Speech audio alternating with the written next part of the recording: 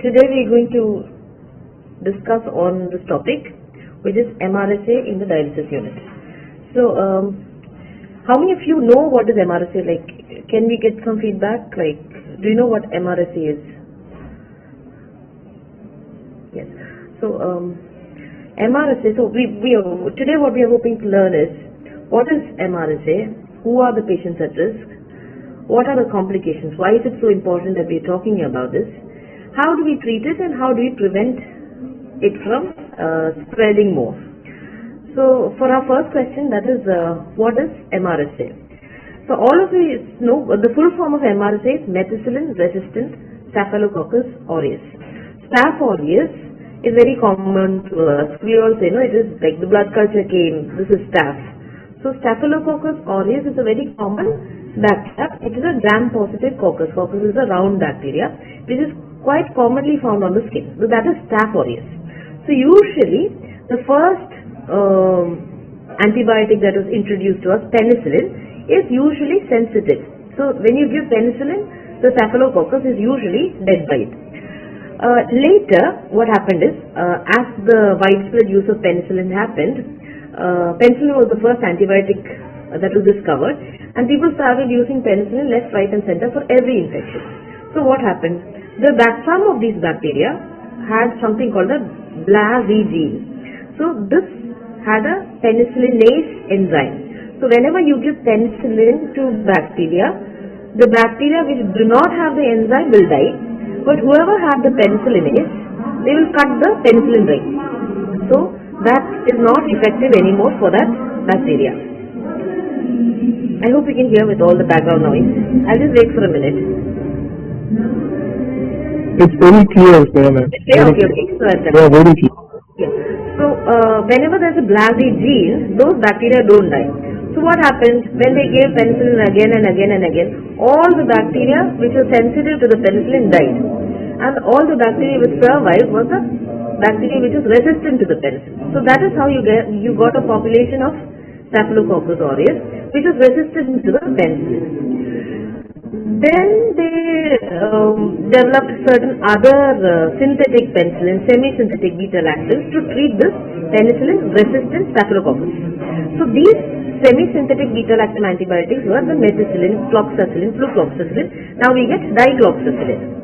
So with that they solved the problem. But again, what happened is in 1961 they realized that the Staphylococcus aureus, it was getting resistant to the methicillin also.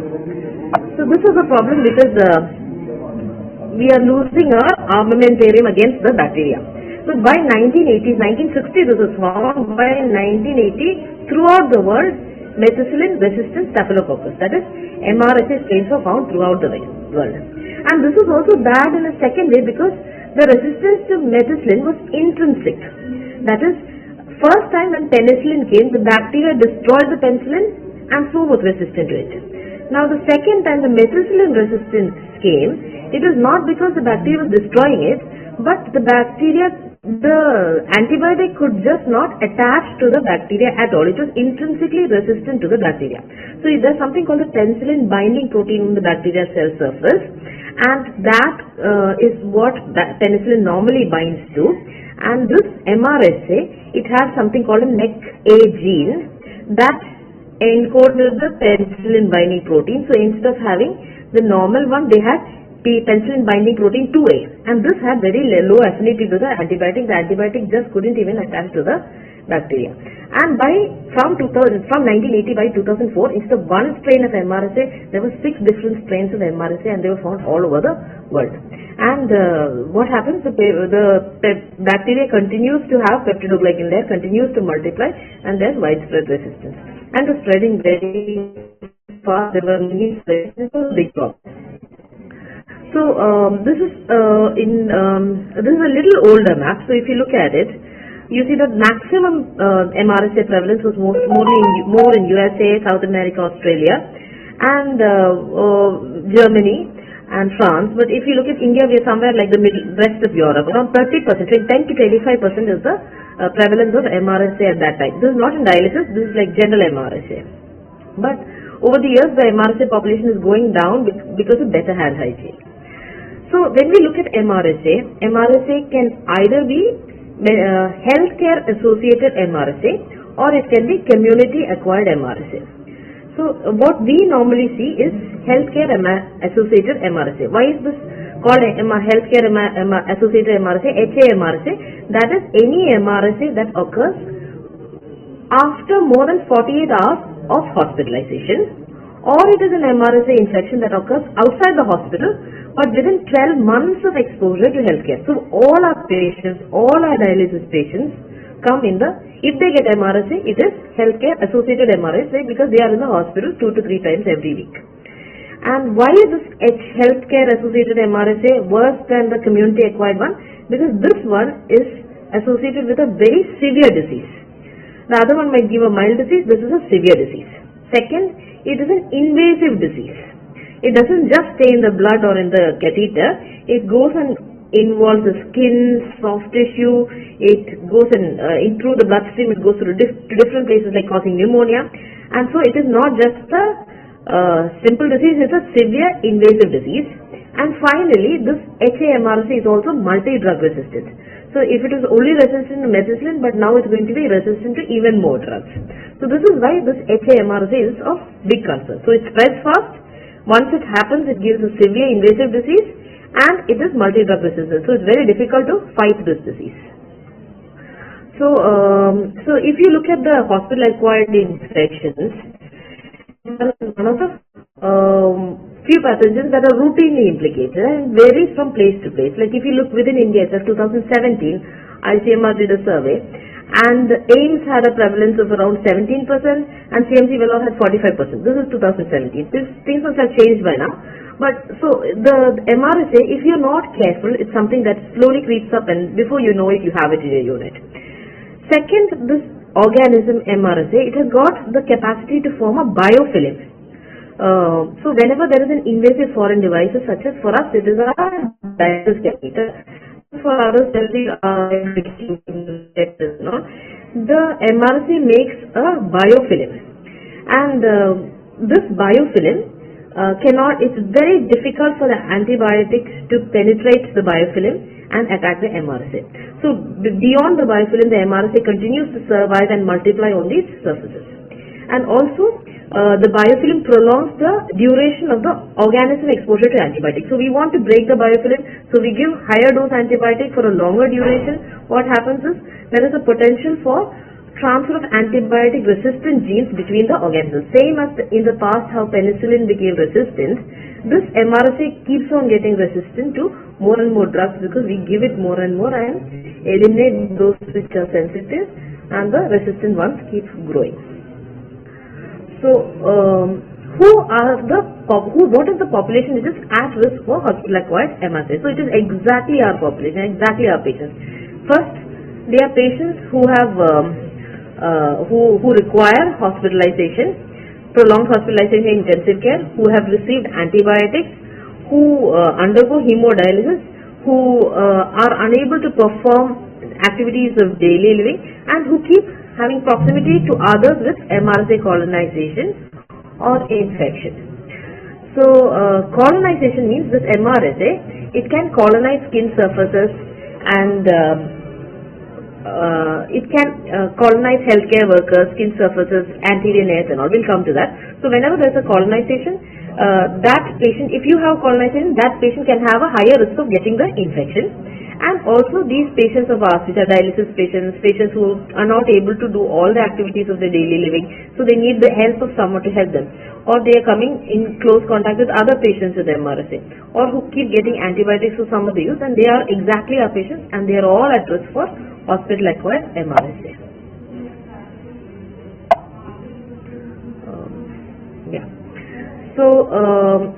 So how do our patients get it? Most commonly they transmitted to the patients through our contaminated hands of healthcare workers, or it can be from the contaminated environmental surfaces. And it can also be in a community acquired, it's usually from another patient who is infected with MRSA, so that can also happen, but in healthcare it is usually contaminated hands, contaminated surfaces. So we talked about colonization. What is colonization? The bacteria forms a colony and lives within that person Either it could be the service provider like the staff nurse, the technician, the doctor, or it could be the patient himself that is colonized with the MRSA. So this colony, it serves as a reservoir of infection. The person himself is not having any symptoms of infection, but this MRSA is living, colonizing the skin, usually anterior nares of the hospitalized patient, healthcare worker, in healthy individual. Up to 7% of healthy people will have MRSA in their colonizers, as colonizers. So the most common site is anterior nares, and other areas are all the skin folds like hairline, axilla, hands, below the nails, in the creases, all those areas. So up to 7% is a colonizer. So what is the suppose we said that this MRSA infection, it is severe, it is multi-drug resistant, and it causes severe invasive disease. So what does this severe invasive disease mean? So it is not just staying near the in the catheter or in the blood. It causes disseminated disease, which is bacteremia and sepsis. Sometimes it reaches distant sites. How does it reach? It can reach our brains. It can cause meningitis.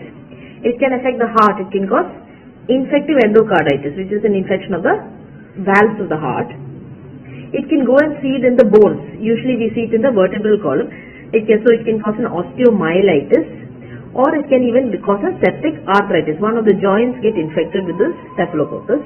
It can cause deep neck space abscesses, or abscesses anywhere for that matter. And it can cause necrotizing fasciitis, which is a severe infection of the skin, which means widespread debridement and has a very poor prognosis. It can cause pneumonia, and this is not just any pneumonia, it's a necrotizing pneumonia. It can cause empyema. The lung gets converted into a sac of pus. Then you have sinusitis and otitis media. So this is all few of the complications. So it can go anywhere in your body, and it can cause infections there, a separate infection there, and there it can cause formation of abscesses, empyema, septic arthritis, osteomyelitis, all of which are very difficult to treat. Requires prolonged antibiotics, may require drainage of abscesses, and so on. So how do we diagnose whether the patient is MRSA? What does the patient present with? When you say diagnosis, you have to think about symptom and what are the lab tests that you're going to send. I have not put a slide for this. So what we have is, what are the symptoms that the patient could have? So for our patients, most commonly, if it's a catheter related, they'll have chills during dialysis. And other forms, they can present with frank sepsis directly. Some of them can present with a persisting backache. And it's a catheter, if it's a perm cath patient and it comes with backache, you have to think about osteomyelitis.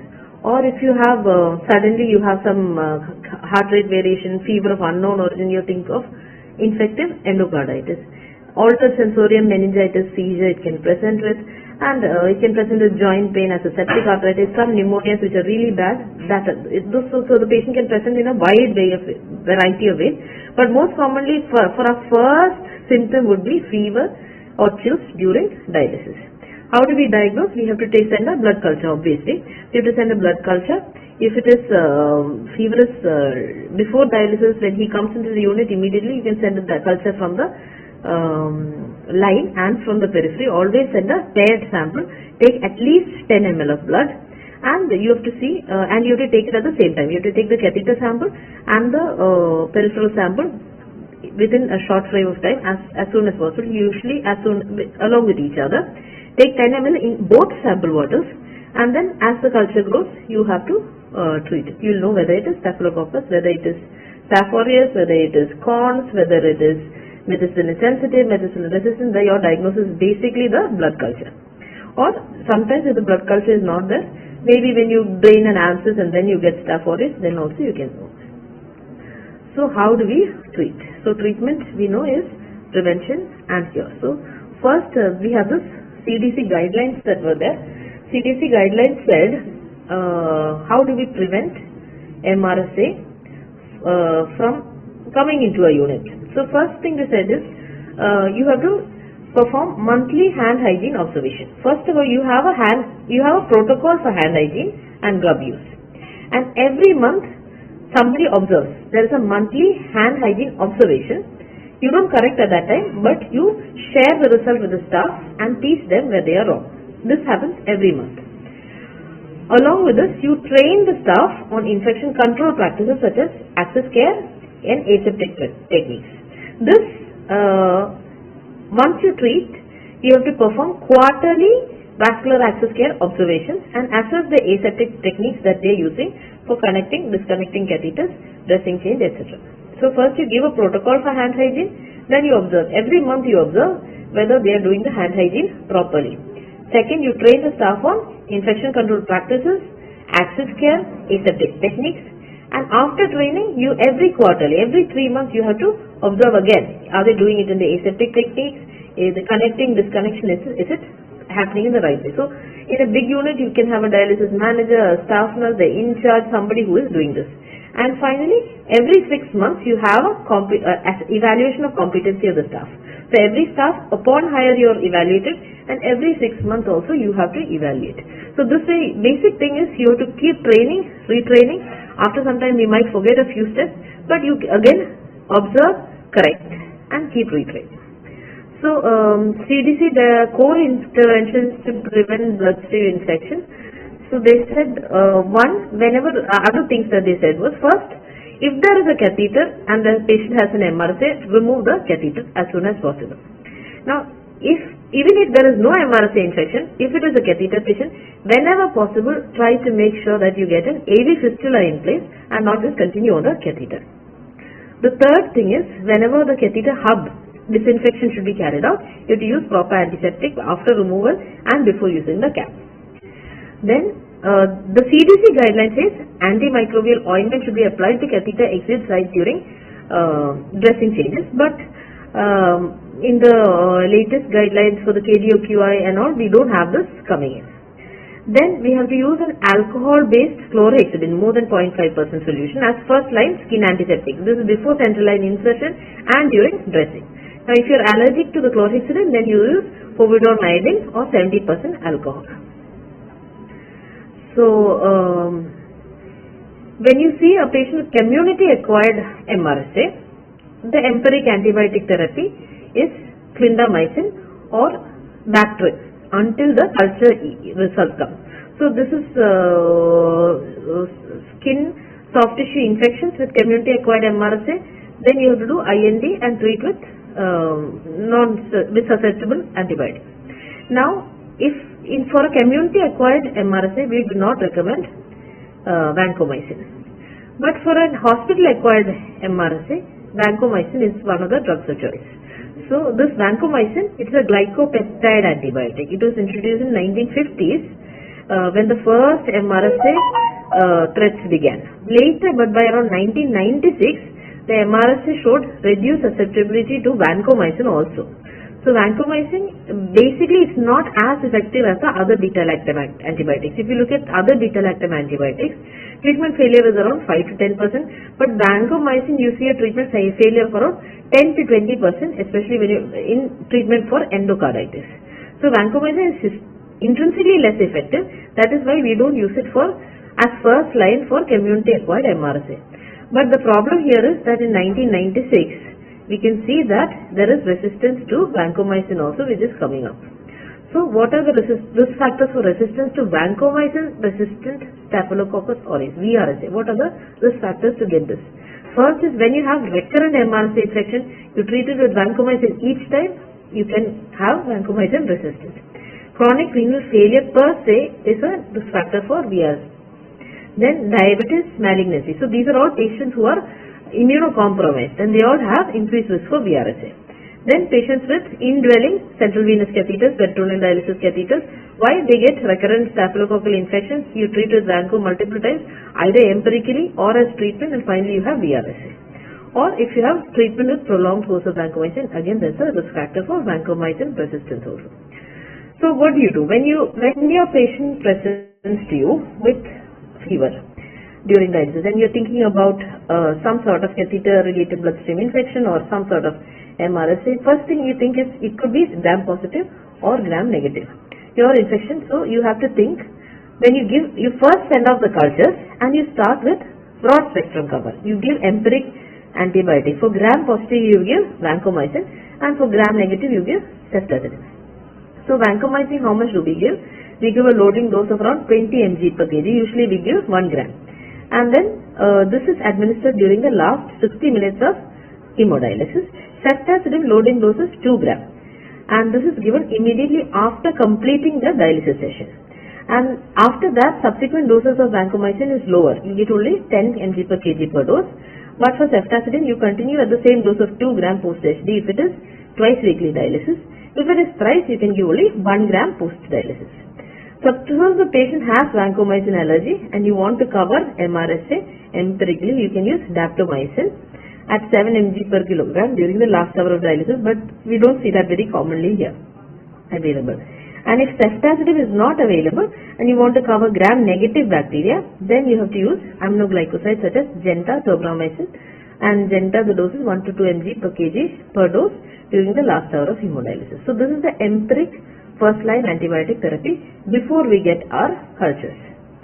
Now this empiric therapy we usually treat with antibiotics at initial dose, and then after that when we get the culture result we have to tailor the dose. So when you tailor the dose, you continue the required antibiotic for a total of 14 days. If it is we are talking about tunnel catheters here. But if it is a staph aureus infection, whether it is MRSA or MSSA, it is recommended that you treat for at least 4 weeks. And this duration of treatment is longer if there is a metastatic infection. Say there is osteomyelitis. Your treatment may go on for 6 months. Or if it is an endocarditis, then your treatment will go on for around 6 weeks. So when the culture report comes, you see, is it MSSA? What do? You continue antibiotics for 4 weeks. If it is MRSA, continue vancomycin. And if it is some gram-negative bacilli, you continue with cefazolin instead of ceftazidime, or you go according to culture. So this treatment schedule, we already said the dose. It is 1 gram. Vancomycin is 20 mg per kg during the last hour of dialysis, and using dry weight as the weight. And daptomycin 7 mg per kg in last hour of dialysis. And this is usually for VRSA or if you are sensitive to vancomycin. Whenever there is MRSA, you have to remove the infected catheter. There is no choice. You have to remove the infected catheter. Why is this? Because we said that the bacteria makes a biofilm.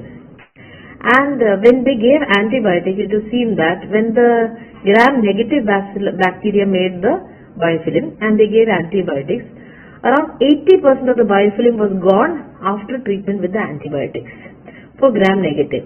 But for MRSA and staphylococcus and for fungi, after treatment, the catheter will persist to have the infection in around 70%. That means we have only around 30% success of disinfecting the catheter. So the best option is to remove the MRSA infected catheter because we cannot penetrate the biofilm enough and take it off. Then before you insert a new tunnel catheter, you have to wait for a negative culture. So till then you continue on a temporary temporary catheter, and once your culture becomes negative, then you give a new tunnel catheter. Every patient with MRSA, you have to screen if he is a colonizer. How do you do that? You send the nasal swab, or you can send swabs from below the nails or hands. Along with that, if you have multiple MRSAs in the unit, make sure that you screen all the staph and the surfaces also. So if that patient is a colonizer, we have to treat for the colonizer also. Once this infection is settled, we have to treat as a colonizer also. So we spoke about VRSA. When your culture comes, you remove the offending catheter, still you are having VRSA, then you have other agents like linezolid, tigecycline, daptomycin, quinaprisin and all. So according to culture, you can give the antibiotic.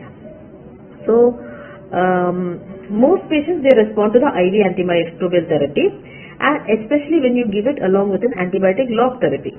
So this, so if it is, especially when you are not removing the catheter immediately, you don't know if it is staph or not.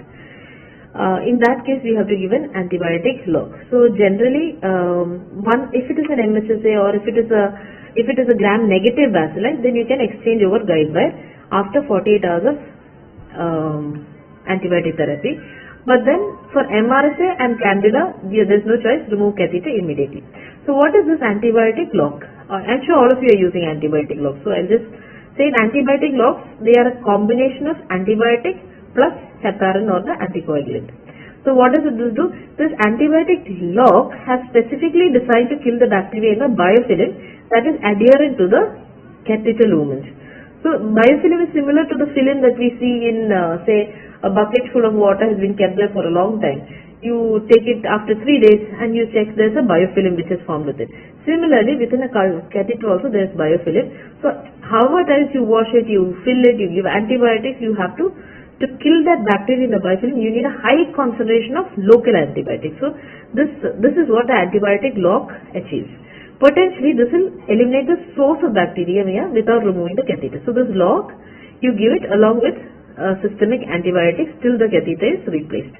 So what are the lock options for our gram-positive, that is MRSA, MSSA? We usually give if you don't know, we give vancomycin and ceftazidime with heparin. So we give 1 ml of vancomycin, that is 5 mg per ml, with ceftazidime of 0.5 ml and heparin of 0.5 ml, 1000 units per ml, and this is the final concentration that we get of around 250 units per ml of heparin and 2.5 mg per ml of cefta and vanco.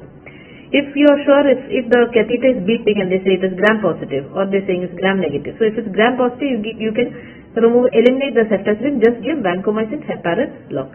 If it is gram-negative, give ceftazidime, heparin, lock.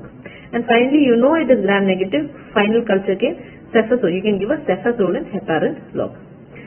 So this stock solution, we said 1 ml of vancomycin, 0.5 ml of ceftazidime. How do you make that? Vancomycin you have to dilute 1 gram in 100 ml of normal saline. Ceftazidime 1 gram in 50 ml of normal saline. For cefazolin 2 gram in 100 ml of normal saline, and heparin you use the 1000 units per ml of the heparin. So other than this, we said that we also need to decolonize. So there are some colonizers. We could be the colonizer, the staff. It could be the patient himself who is colonized with MRSA. So what do you do if there is a colonizer? First of all, identify the colonizer, and then how do you treat? So when the patient is inpatient and you know it's a colonizer, say your ICU patient, your patient is admitted in ICU with MRSA sepsis, and you check the nasal swab and it is he is a colonizer. So you have to give chlorhexidine bathing, routine chlorhexidine bathing. Especially if they plan for a repeat procedure, make sure that they take a nice chlorhexidine scrub bath before the procedure. Now, once at the time of discharge, then again you have to make sure that this decolonization continues at home. So, though there are certain doubts about what is the best way, these are some of the best regimens. So, you have to give 4% chlorhexidine daily bathing or showering, 0.12 chlorhexidine mouthwash twice a day, and 2% mupirocin tea bag ointment twice daily in the nose. And this tea bag that should be applied below the nails also. If axillary creases also you can apply.